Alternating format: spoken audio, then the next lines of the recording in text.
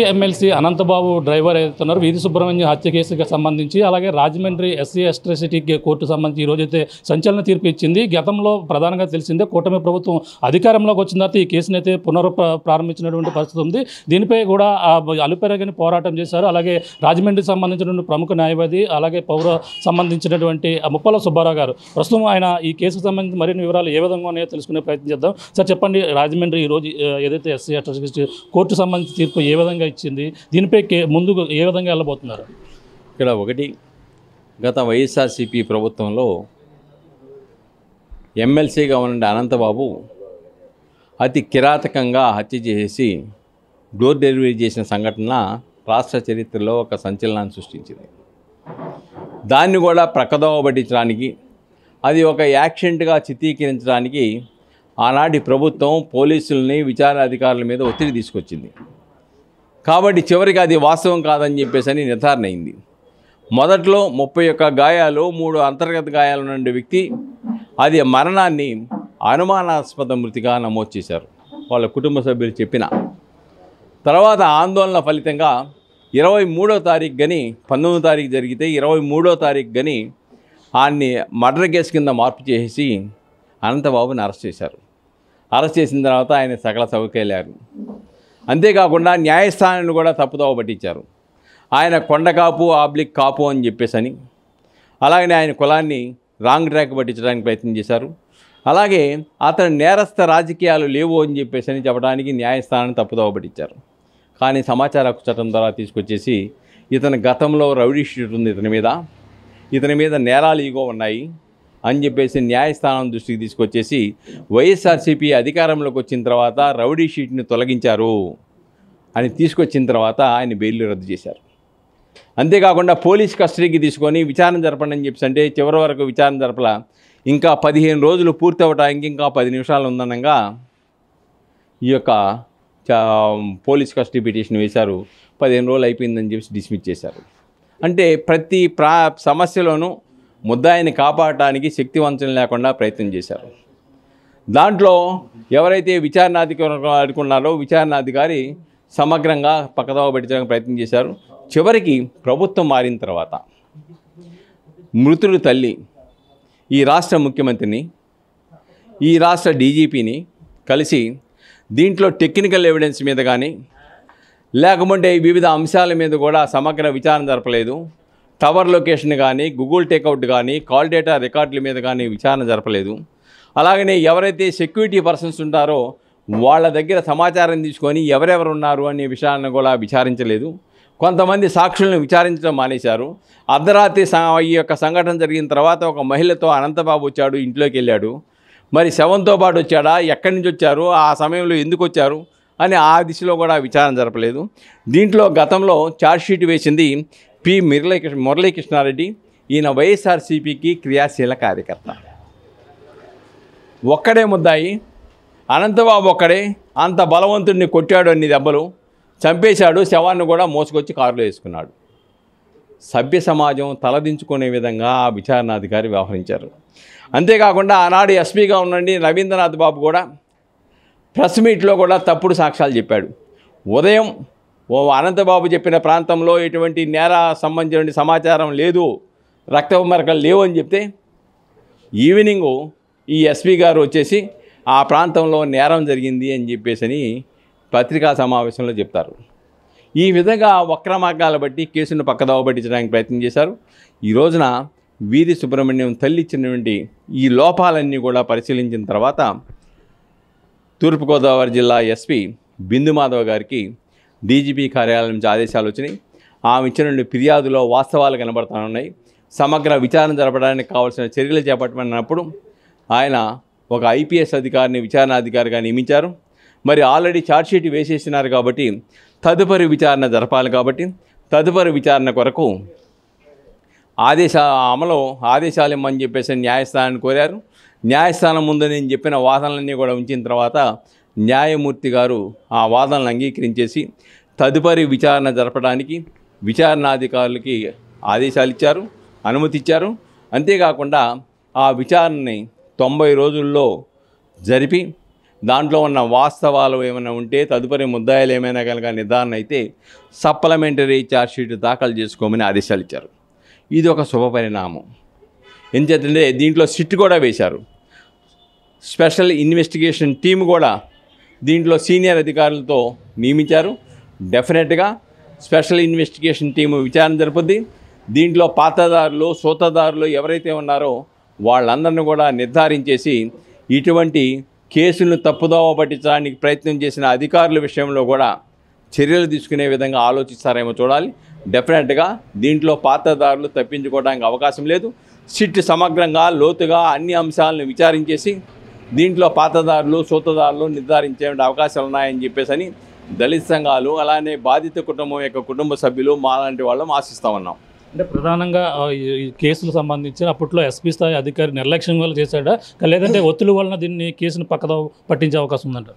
ఒకటి, ఈయన కూడా ఆనాడే మేము స్పష్టంగా ఆ ఉద్యమంలోనే విమర్శించాం. రవీంద్రనాథ్ బాబు వాళ్ళ కుటుంబ సభ్యులు కూడా వైఎస్ కుటుంబం ఇంట్లో పనిచేస్తూ ఉండేవాళ్ళని చెప్పేసి, అలాగనే ఆనాడు జగన్మోహన్ రెడ్డి కూడా ఈ ఎస్పీ రవీంద్రనాథ్ బాబు గారిని కనబడితే అన్నా అని సంబోధించేవాడని ఇవన్నీ కూడా ఆనాడు చెప్పాం. కాబట్టి ఆనాడు ప్రభుత్వానికి వీళ్ళిద్దరూ కూడా క్రియాశీల కార్యకర్తలాగే పనిచేశారు. వాళ్ళు విధులు మర్చిపోయారు. ముద్దాయిలను రక్షించడానికి కావాల్సిన ప్రయత్నాలు చేశారు. కాబట్టి అందుకే అది డిఫెక్టివ్ ఇన్వెస్టిగేషను, ప్రాపర్గా విచారణ జరపలేదు. సమగ్ర విచారణ జరిపేసి న్యాయం చేయమని ఆ బాధిత వీధి సుబ్రహ్మణ్యం తల్లి ఆవేదనని ప్రభుత్వం గుర్తించింది. అంతేకాదు, గతంలో వాళ్ళ కుటుంబ సభ్యులు రాజీ అవ్వాలని ఒత్తిడి తెచ్చారు. చట్ట ప్రకారంగా రావాల్సినటువంటి ఏవైతే ఉన్నాయో అవన్నీ కూడా ఇవ్వకుండా నిలుపుదల చేశారు.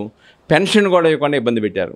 ఈ ప్రభుత్వం వచ్చిన తర్వాత నేనే ప్రత్యక్షంగా రాష్ట్ర ముఖ్యమంత్రి గారి దృష్టికి తీసుకెళ్ళిపోయి ఆ కుటుంబం ఇలా ఉంది, చట్ట ప్రకారం రావాలి అంటే వారం తిరగకుండానే చట్ట ప్రకారం రావాల్సినవి మొత్తం ఇచ్చాడు. పాత పెన్షన్ కూడా తిరిగి రూపొందించారు.